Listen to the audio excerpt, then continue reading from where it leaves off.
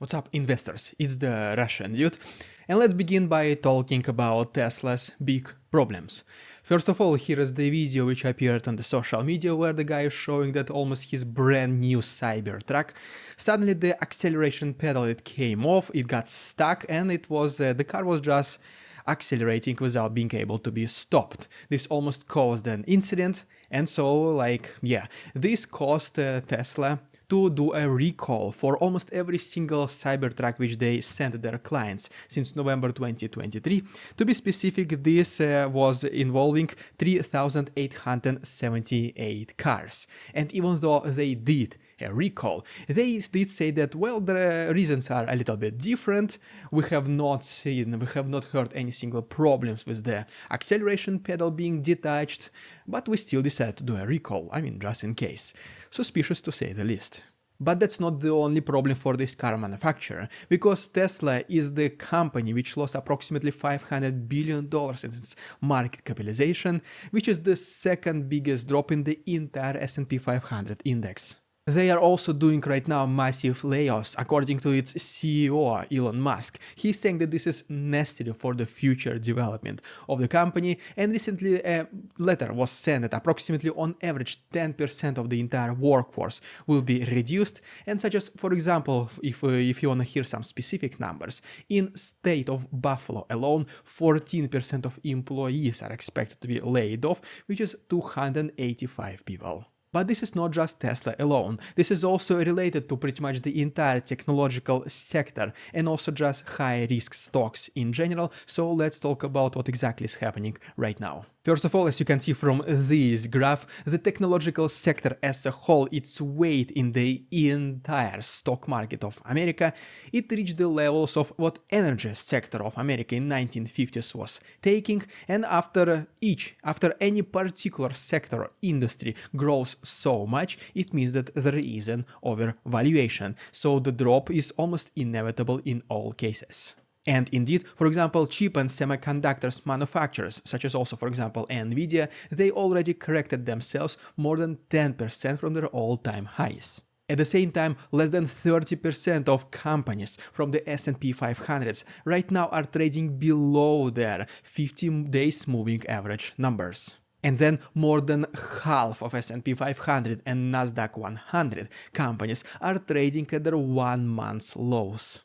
And also, speaking about the Nasdaq 100 index, it is breaching its support levels, as you can see from this graph. But the situation might not be as extremely pessimistic as it seems, because according to these statistics, the very first 2 weeks of May and the last days of April, which is pretty much exactly what we're going through right now, are one of the weakest times for the stock market in general. But what is even more interesting is that the risk premium for American stocks right now is at its 22 years minimum, which is pretty much at this point in the negative territory. And the reason for this is because a lot of people expect that the yields, that the earnings from the 10-year bonds are right now in the near future gonna shadow the earnings from just holding regular stocks.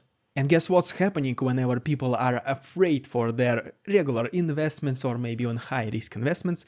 They obviously decide to lock in their profits and switch to something more stable, to fixed income securities, bonds, commodities, and so on. And as you can see from this next graph, the call options for oil are much higher than put options. Call options are pretty much when you expect that the price will go up, put options is when you expect that the price go down, and just in general the trading volume of call options for the very same oil is also skyrocketing right now.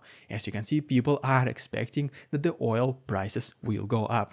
And obviously, without a doubt, this is a pretty big cause for concern for major institutional investors. So if they start selling, this will put even more pressure, selling pressure on the stock market in general. Which basically means that, yes, this might not be a total stock market crash. We do not have major events happening, except the sticky inflation, which we're going to talk about very soon right now, and not willingness of the Federal Reserve to reduce current pretty high, relatively high interest rates. So long story short, yes, there is a possibility for a correction unless there is a black swan event. And before we talk about how exactly the Federal Reserve is killing the US economy and its stock market and why the US debt is spiraling literally out of control. Guys, you already gave me a chance, you heard a couple of chapters. If you do like this style of daily news updating, can you please simply like this video, subscribe to my channel, I will appreciate it a lot. Thank you so much. And now let's continue. And so yes, one of the biggest problems right now that the Federal Reserve sees is extremely high and sticky inflation, which they simply cannot bring down, which they did try to by increasing the interest rates. But the question is, in the first place, why there's such high inflation? During the pandemic, obviously, they did try to do money printing.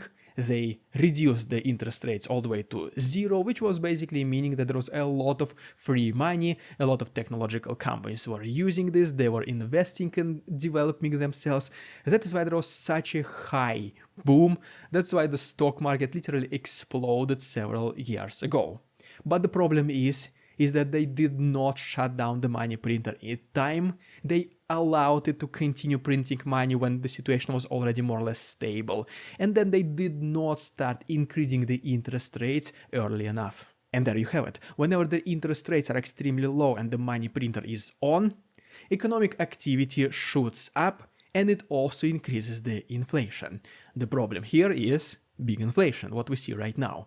But when you do increase the interest rates and when you shut down the money printer, you try to slow down, to cool down the economy. The economic activity slows down, and the problem, if you do keep these policies for way too long, this might literally shut down the economy and it might be extremely complicated to restart it. And because the Federal Reserve and its chairman, Mr. Jerome Powell, they did not do things on time, they did like how the stock market was behaving several years ago, so they're like, okay, let's keep this party going, let's just keep money printer on and the interest rates are low. Well, this did cause a higher than usual inflation, which they now cannot reduce. Even by increasing the interest rates, the inflation is still sticky, which is a pretty big problem. According to his most recent statements, right now the inflation is barely budging. That is why they might not decrease the interest rates as many times as they wanted in 2024. There might not be a decrease at all. And so, coming back to my original argument, if you do keep the money printer shut down, if you do keep the interest rates high enough for a very long time, eventually this might cool down the economy for so long, for so much, then they will have then another problem how to restart the economy in the first place, once again, almost from scratch. And that is why right now, according to several institutional investors and just regular retail investors, the inflation is one of their biggest reasons for concern. And right now the federal fund rates, at least at the moment of recording this video, is at 5.5%, and 10-year treasuries are climbing steadily closer to this number, which basically means as soon as it gets extremely close or might even potentially, theoretically, surpass it, this is when it will be a total risk off. People, investors will start selling their risky assets, stocks, cryptocurrencies, hedge fund investments, all this kind of stuff in favor of more stable fixed income securities, such for example bonds and treasuries. Because I mean, why would you take so much risk with no guaranteed return when you can simply invest your money? And don't forget, we are speaking about billions or trillions of dollars under management from huge institutional investors. You just invest this absolutely absurd amount of money and you calmly receive 5% interest income without doing anything. And guess what? Yes, exactly. They will start selling their stocks, which will cause a massive selling pressure on the stock market in general, which will shoot down the stock prices even further. And well, guess what? There is another big problem with high interest rates, which is the maintenance of the US debt. It is estimated by the International Monetary Fund that in 2024 the US total debt will be 123% of its GDP. You heard it right. The debt will be higher than the entire gross domestic product of America. But wait, there is more. By the end of 2029, the debt can even surpass 134%, which basically means America literally lives in credit. And some of you might say, well, in the past America also had some kind of a debt and the interest rates were even higher. Well, nothing happened, American economy did not collapse. By the way, it is also worth mentioning that in order to maintain, to service the debt, America still has to pay money for servicing its own debt. Like as simple as that. To make it even more easier to understand, imagine this as in terms of like monthly payments that you do for your credit card, right? So the more debt you have, the higher the interest rates, the higher are those monthly payments. You increase the interest rates, your monthly payments become even higher. And well, to answer the question why American economy did not collapse when the interest rates were even higher, well, at that time the debt was much lower. It was not more than its entire GDP than it is right now. So right now, even 1% increase means billions of additional monthly payments, annual payments in just debt service alone. But so yeah, enough with the scary stuff. Now let's briefly sum up everything by talking about Bitcoin and its halving, which at the moment of recording this video already happened. So what is exactly this halving and what's happening next to Bitcoin after this event? And also guys, since this is my very first video, I'm trying different topics, cryptocurrencies, stocks, bonds, politics, economics, all this kind of stuff. Please let me know down below in the comments which topics you are particularly interested in listening, in receiving the news. Okay, right, Bitcoin halving. What it basically means is that whenever Bitcoin miners, whenever they, let's call it like this, extract Bitcoin from the system, they are getting rewarded for doing this.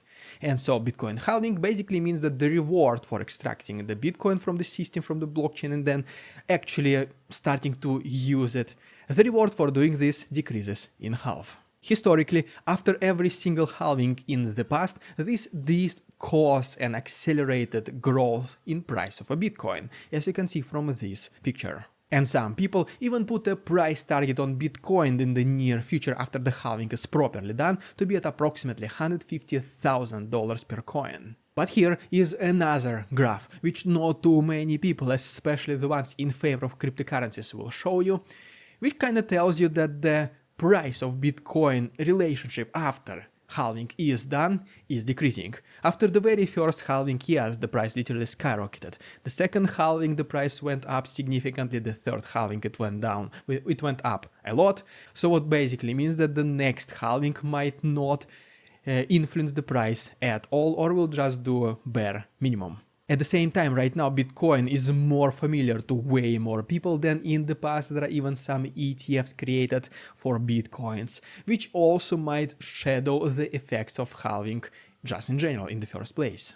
And the prices which we are seeing right now are relatively stable. The Bitcoin goes up and down 1 to 1,000. At this point it feels like every single day. So people do see that $62,000 for each Bitcoin is a pretty major support level. And in case Bitcoin breaks down, it goes down below 62,000, breaks this support level, it might go all the way down to 51,000, though it is extremely unlikely, at least once again at the moment of recording this video, for Bitcoin to go below 50,000 in the near future. And at the same time, also speaking about the familiarity of people with Bitcoin. A lot of price analysts, a lot of cryptocurrency experts, they do believe that the price increase of Bitcoin after this halving, which once again already happened, they do think that this was already included in the price, because a lot of people now know, okay, halving is gonna happen, the price will go up.